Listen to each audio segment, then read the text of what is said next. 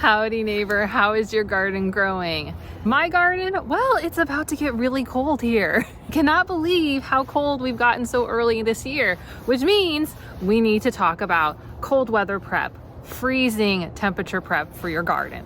So let's first talk about what is freezing. Because for us Floridians, I grew up in South Florida, so anything below 60 is like freezing. We are fully geared up for the harsh Arctic winds to be coming down. But the reality is that that's not actually freezing, not literally freezing. And so when we talk about freezing temps, cold weather temps that we need to worry about for our actual plants, as big of babies as I, maybe you too, we don't need to do anything unless it's like actually gonna get freezing. So when it comes to freezing temperatures, we need to understand a lot about thermodynamics, heat transfer. And who's better to talk about that than a mechanical engineer? Many of you guys might not realize that my actual background has nothing to do with gardening and a lot to do with engineering. And in engineering, we spend a lot of time talking about heat transfer. When it comes to freezing temperatures in the garden, we really got to understand the basics of this. Now, I'm not going to take a whole year to explain this to you. I'm going to keep it really simple. Air can change temperature the fastest. Water is like medium, and solids, like your dirt, are the slowest to either gain temperature or lose temperature. So here in Florida, it's not like the northerners, okay? Like we are not trying to get through, you know, when do they get cold? Like September, November, October? I don't know. I never lived up there except for a few years when I was little. But we don't need to get through months and months of cold weather. We don't need to like protect our plants from the feet of snow that we're gonna get. We need to get through 4 hours to 48 hours. We do not stay cold for very long, even in North Florida. We stay cold and at freezing temperatures for very, very short time periods. So all we're trying to do is take advantage of the much warmer ground and trap the heat near all our plants so that it just, you know, they just survive till we're back to like 70 degrees, which is like about 5 minutes later. The first type of technique is we throw covers over things, right? We get those like little tarp things, you've seen them. You've seen the northern gardeners with it. They got the little hood things that go on their raised garden beds. They're super cute looking. That's one idea. You can just get some sticks, shove them in the ground, put a sheet over it. Same idea. Because all you're trying to do is take the heat that's in the ground that's starting to try to go away because we have cold air, and you're just trying to keep it there and make it just go even slower for losing heat. That's all we're trying to do right now. So that's why whenever you have a hood, sticks with some sheets over it, a tarp, you're trying to get it to go all the way to the ground because we don't need the wind blowing on. It's like trying to, okay, if it was you or me, it's like trying to keep yourself warm by using an umbrella. That won't keep you warm because the air, right, it's just blowing all your heat away. So you want something that goes and actually like protects you all the way to the ground, or at least the plant does. That's the idea. So we're gonna have something that comes over this without smushing the plants. Item 1, don't smush your plants. And then it keeps the hot air in there. Now, some of you have asked questions before and said, Jacqueline, I heard that if the tarp, the sheet, if it touches the leaves, the young little plants, that it can cause damage. And that's true. Because why? Heat transfer. Because when we have something that's trapping warm air around our plant, yay, it's doing such a good job of not allowing that warmer air to escape. But when something like a plastic tarp or a sheet, especially plastic tarps, because the way that, do we want to get into like coefficients of transfer? No, we don't want to get into that. Basically, when they're touching, it's easier for the cold air to get into this. Okay, and that's why it ends up getting damaged if it's touching it. Now here's the thing, may you have a couple of leaves that look really sad and icky looking. Yeah, you might have that. Is that the end of the world? No, it's not. It's not, unless this is like some statement piece and that really bothers you. Honest to goodness, like the plant's not dying from that. Okay, so if you don't have something to like create a dome around a plant because it's something larger, that's okay. Some of the leaves can get damaged. As long as the main part of the plant is alive, it will tend to bounce back. Most plants do. But besides taking tarps and sheets and domes and, oh yeah, the cloches, right? They look like the fancy people at the restaurant and they put them over those. I doubt many Floridians would have those. So I'm gonna guess that I'm not gonna get that as a tip, but if you have them, you could use them. Any of that kind of stuff. But you may wonder, is there anything else I can do? Well, anything that insulates, anything that's acting like a jacket to your plants is going to help. So people who have pine straw bales or hay, you know, those blocks of hay, you can stack them around. Ooh, some really great people last year when I did a very similar video, which I'll link at the end, that talks about cold weather tips. And I might not hit all of them in this video, so you might want to check that one out too.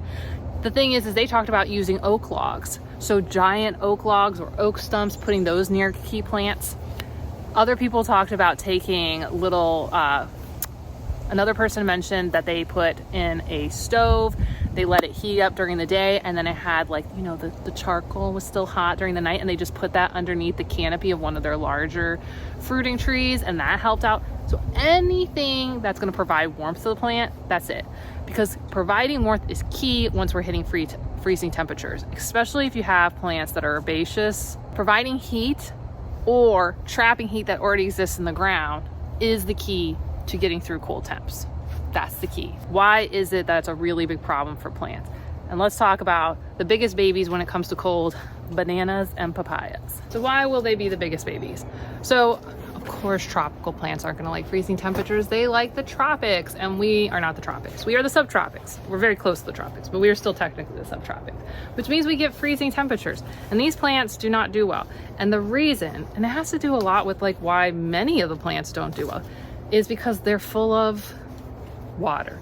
I know, see, look, this plant is so herbaceous. Do you see this? Water's like literally, this is like sugar water, but it's water. I'm sorry, banana. You're good for example. The issue is because they're so full of water. And what happens to water when it hits freezing temperature? It expands. So what's basically happening at a cellular level with our garden plants is as the water inside the plant gets to freezing temperature, the cells are exploding. So highly herbaceous plants like your bananas, like your papayas, literally are exploding. And that is why very quickly you'll see them go from this to like rotting mush balls. It's gross, but that's what happens. They're exploding on the inside. Poor babies. Sorry. Thank you for your example. But here's the question. You, maybe like me, you have so many plants. What to do? So number one, the plants that you should protect first is these little ones. You gotta protect the babies first, because no matter whether it's a banana, which is definitely gonna die during freezing temperatures, or a giant oak tree, which can totally make it through, if it's a baby, it's got no chance. It needs to be protected. From your vegetables, to your native plants, to your fruiting trees, everything that's a baby, you need to protect. Now the good thing is a lot of times we start babies in containers, so just like pull them inside. Don't even worry about it. Don't complicate things. Just pull them into a garage, pull them under your patio. Even just putting them up against your house, a lot of times it's just enough. But if you can move them inside, just move them inside. Let them get past the freeze. Let them be okay. You know, you guys will be okay. Be okay, right? So first, priority one, protect the babies. Priority two for protecting plants. Of course, it's gonna be things like, but no, actually that's not it. Priority two should be plants that are irreplaceable to you. They are super important. They are high priority plants.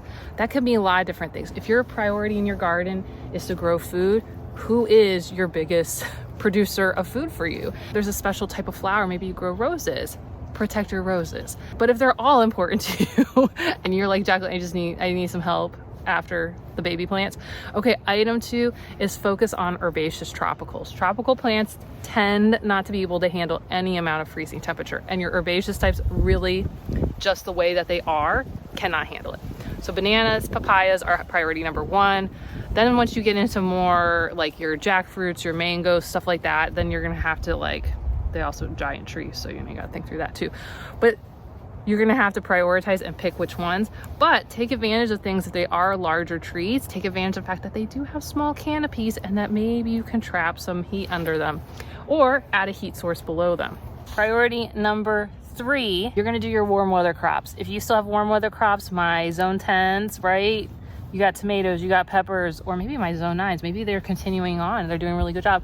Protect your warm weather crops because they can handle colder temperatures, but they don't like it. They tend to be high water content type plants, so they're not gonna do really well. They weren't meant to be in areas that get really cold, so protect your warm weather crops. Priority four, then protect cold weather crops. But focus on the cold weather crops that take the longest to get a crop. So your brassicas especially. So this is your broccolis, your cauliflowers, your cabbages, your kales, your Brussels sprouts. Those would come next, because priority number 5 is your cold weather crops that are a lot faster to turn around. This is things like your lettuce, your carrots, your onions, your beets. Those things you can turn around a lot faster. So if you have to pick and choose between broccoli that's taking like forever to get going and like you still haven't harvested anything, if it's between that and your lettuce, you know, let your lettuce go.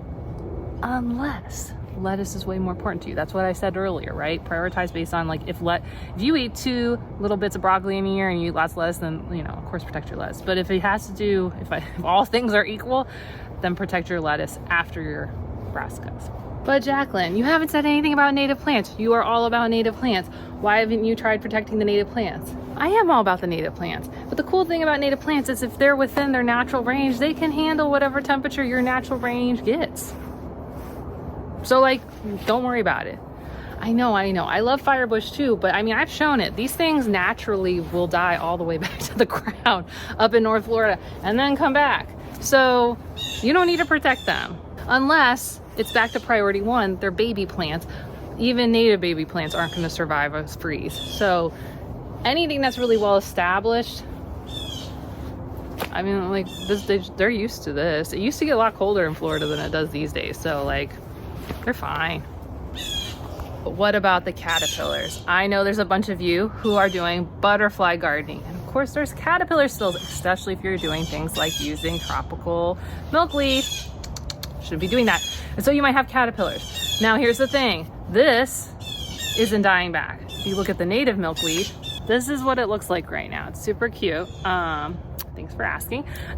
So our monarchs should be moving on because our native milkweeds are no longer available to them. So if we're doing something that's not natural for them, now we're trying to force things in nature that really don't want to work very well. So your caterpillars, I mean, you can bring them inside. You could do that. You could get an enclosure.